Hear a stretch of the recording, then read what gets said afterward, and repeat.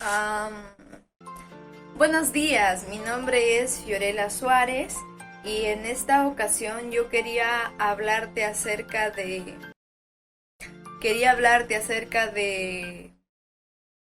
Ay no, otra vez, ya se me olvidó. Nuestra maravillosa memoria. ¿Qué haríamos sin ella, verdad? Justamente Soledad Ballesteros, en su libro Psicotema, nos da un amplio concepto de lo que es la memoria. Ella nos menciona que es algo mucho más complejo que un simple proceso mental. Es la capacidad que tiene el cerebro de recolectar información, almacenarla y además de eso recuperarla. También tiene la capacidad de almacenar nuestros recuerdos y nuestras experiencias para de esta manera en un futuro poder beneficiarnos de ellas. Recuerdos como la comida de mamá, tu primer día de clases, tu canción favorita o el abrazo de un ser querido, las horas que te pasabas jugando de niño. Estos recuerdos te dan un sentido de identidad. ¿Quién eres? ¿Quién es tu familia, tus amigos, tu pareja o hasta tus enemigos? También te da un sentido de temporalidad, reconocer el tiempo que ha transcurrido tu vida o basarte en experiencias para poder realizar planes a futuro. Pero conocer todo esto nos hace que nos hagamos una pregunta. ¿En qué parte de nuestro cerebro se realizan todos estos procesos? ¿Qué te parece si ahora lo conocemos? Estructuras cerebrales implicadas en la memoria. Tenemos el hipocampo, y este recibe toda la información directa o indirecta de todas las regiones cerebrales. El hipocampo derecho se encarga de modificar el material verbal, mientras que el izquierdo el no verbal. El circuito de Papez funciona como centro integrador. Se encuentra relacionado con los aspectos afectivos de la memoria. El tálamo cumple la función de integrar información de los sentidos, excepto del gusto y el olfato. Asimismo, se relaciona con los mecanismos de la memoria reciente. La amígdala. La amígdala se encarga de realizar una valoración del significado emocional de las experiencias. También tenemos a los ganglios, que influyen en la memoria implícita y en la memoria de procedimiento, así como de hábitos motores, realizando tareas ya aprendidas. También tenemos por último el diencéfalo y el cerebelo. El diencéfalo en este caso se encarga de consolidar y codificar la información y es responsable de la secuencia temporal de los recuerdos. Y el cerebelo es el encargado de almacenar los recuerdos de las habilidades sensorimotoras adquiridas. Michel Gazzaniga decía: todo en la vida es memoria, salvo el delgado filo del presente. La memoria tiene diferentes tipos de clasificaciones. Estas se definen relativamente por un alcance temporal, definiendo a la memoria de corto plazo y largo plazo. La memoria de corto plazo es aquella que nos permite retener información de manera limitada por un tiempo relativamente breve. La memoria a largo plazo se puede definir como el mecanismo cerebral que nos permite codificar y retener una cantidad de información por un tiempo limitado.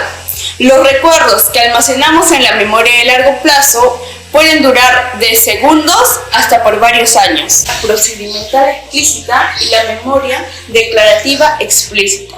Según Emilio García García, la memoria explícita, también denominada porque se expresa con el lenguaje, es el recuerdo consciente e intencionado de conceptos y datos y acontecimientos importantes.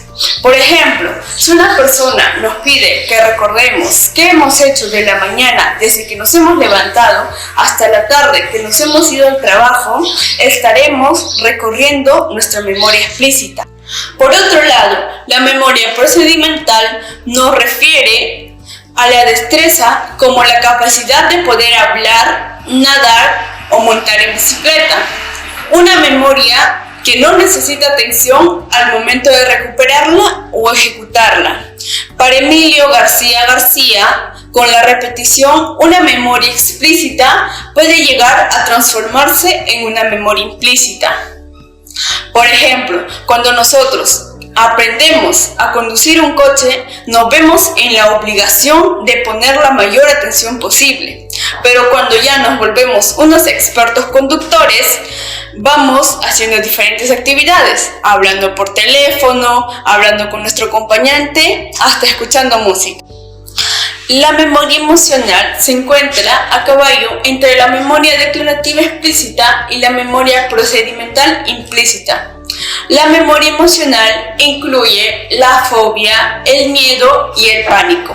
La memoria semántica es aquella que almacena el conocimiento del mundo y la memoria episódica es aquella que almacena eventos o episodios experimentados personalmente. La memoria de trabajo es aquella que mantiene solo la porción más recién activada de la memoria a largo plazo y mueve elementos de adentro hacia afuera después del breve y temporal almacenamiento.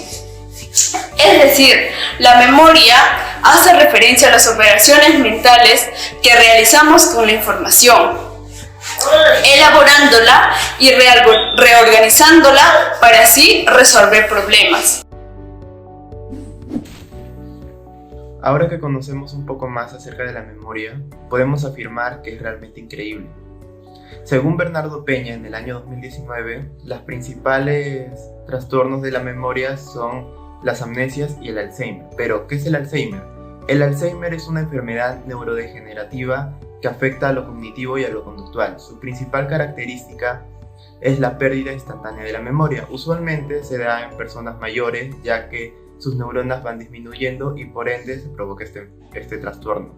Y las amnesias afectan el funcionamiento de la memoria. Hace que la persona que lo tenga no sea capaz de recordar o crear nuevos recuerdos. Existen varios tipos de amnesia. Se divide según su cronología y según sus causas. Según su cronología tenemos a la amnesia retrógrada y a la amnesia anterógrada. Pero, ¿qué es la amnesia retrógrada? La amnesia retrógrada hace que la persona que lo sufra después de la lesión no pueda recordar sus hechos pasados. Por ejemplo, si una persona sufre un accidente automovilístico, sufre una lesión en la cabeza y después de eso le diagnostican con esa enfermedad, la persona no va a poder recordar su vida pasada, no va a poder recordar quién era, quiénes son sus padres, ni ese tipo de datos. Pero sí va a poder crear nuevos recuerdos desde el día del accidente. Lo mismo pasa en la amnesia anterógrada. Pasa lo mismo, pero viceversa. Por ejemplo, la persona podrá recordar su vida pasada antes del accidente, pero no podrá crear nuevos recuerdos, ya que los recuerdos no estarán en la memoria de largo plazo, se irán a la de corta, por ende se irá desvaneciendo. Según sus causas tenemos varios tipos de amnesia. Entre ellas está la amnesia global, la amnesia de la niñez, la amnesia inducida por drogas, la amnesia disociativa, la amnesia postraumática y el síndrome de Korsakoff, que no es considerada amnesia en sí. En la amnesia global se caracteriza por la pérdida total de la memoria, sin embargo, se conservan datos relevantes de la identidad, todo acerca de la persona, en otras palabras, quién eres. En la amnesia de la niñez consiste en perder recuerdos que sucedieron en ese tiempo. No se considera trastorno ya que es algo normal y común perder recuerdos de la niñez. En la amnesia inducida por drogas, como su nombre lo dice, es el tipo de amnesia que te hace perder recuerdos debido a algún fármaco o alguna sustancia dañina que afecta al sistema nervioso, por ende hace que pierdas recuerdos. A la amnesia disociativa se trata del tipo de amnesia que te hace perder recuerdos o la incapacidad de eso debido a un evento traumante o de alto estrés. Por ejemplo, una persona puede desarrollar este tipo de amnesia después de la pérdida de un familiar. La amnesia postraumática es algo simple, es el tipo de amnesia que se da después de un golpe. Y por último tenemos al síndrome de Korsakoff. Como dije antes, aunque no es considerada amnesia, se debe al alto consumo de alcohol. Por ello es muy probable que se desarrolle este tipo de síndrome.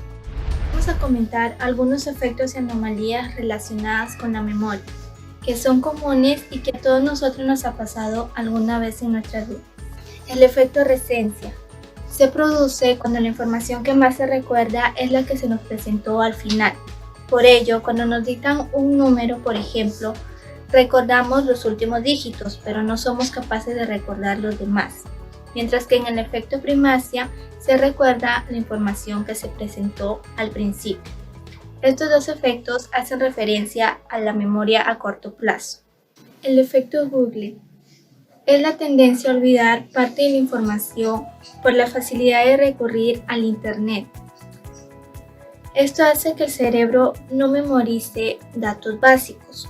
Incluso para saber dónde estamos o a dónde queremos llegar, utilizamos la aplicación de Google Maps.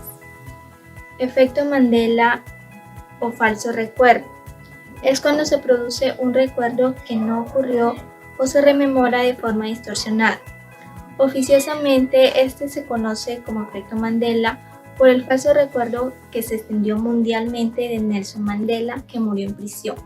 El déjà vu es la sensación del ya haber vivido una situación sabiendo que es la primera vez que lo experimentamos, mientras que el déjà vu sucede cuando ya hemos vivido muchas veces una situación, pero sentimos que no lo hemos hecho nunca. ¿Notas ahora sí la importancia de la memoria en todas las personas? Pero ¿qué te parece si regresamos a la actualidad, al siglo XXI? Hoy en día nos estamos enfrentando a un enemigo en común, el COVID-19 o coronavirus, el cual está arrasando con la vida y la salud de todas las personas. Justamente un reporte del repositorio de datos COVID-19 menciona que hasta la actualidad se reportaron 1.890.000 casos registrados de COVID-19, de los cuales solamente 1.840.000 personas se recuperaron. Pero he aquí el problema. Esta pandemia no solamente está causando daños físicos, también está dejando secuelas en la población, y una de ellas es la niebla mental. ¿Pero de qué trata este síndrome? Justamente el doctor Cingolini de la Universidad Johns Hopkins nos menciona que tiene como síntomas el cansancio, la depresión, alteraciones de personalidad, trastornos de memoria, lo cual está perjudicando gravemente en la vida rutinaria de las personas. Pero ¿cuál es lo más extraño de este síndrome? Justamente se menciona que en los estudios realizados a los pacientes no se encontró ninguna alteración en el cerebro, lo cual es muy raro, ¿no? Pero debe existir una explicación. Existen diversas hipótesis acerca de las causas de este síndrome. Entre ellas tal vez puede ser el estrés postraumático, la ansiedad, depresión y la incertidumbre que genera el haber pasado por esta enfermedad. Los pacientes que han pasado por la niebla mental han tenido una recuperación de unas cuantas semanas, aunque hay otros casos en los cuales ha durado de 6 a 7 meses y existen aún pacientes que no sabemos cuándo será su recuperación. Pero ahora se nos viene una pregunta a la mente. ¿Qué debo hacer yo si presento síntomas de niebla mental? La memoria funciona como un músculo. Mientras más la ejercites y la uses, mejor se desarrolla y mayor rendimiento puede tener. Un estudio de la Universidad de Arizona nos menciona las siguientes técnicas de estimulación. Para ello nos dice que es necesario utilizar nuestra autoimaginación, dormir lo suficiente. Practica brain training. ¿Qué quiere decir esto? Que son juegos de ordenador. Haz ejercicio y sobre todo relaciónate con un buen entorno social. Pero si estos síntomas persisten, entonces acude al centro médico más cercano. Y termino con la frase célebre de José Saramago. Él nos menciona que somos la memoria que tenemos, la responsabilidad que asumimos. Sin la memoria no existimos y sin la responsabilidad quizá dejaríamos de existir.